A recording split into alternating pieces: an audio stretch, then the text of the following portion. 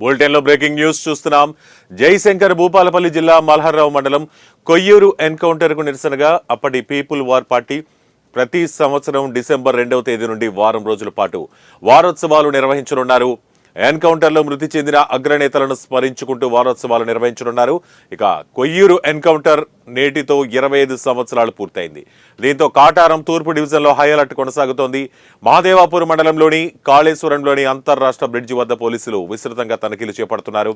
అనుమానాస్పదంగా కనిపిస్తున్న పలువురిని అదుపులోకి తీసుకున్నారు పోలీసులు. ఇక వారిని విచారిస్తున్నారు. మావోయిస్టు హిట్ లిస్టులో ఉన్న ప్రజాప్రతినిధులు సురక్షిత ప్రాంతాలకు వెళ్లాలని పోలీసులు సూచించారు.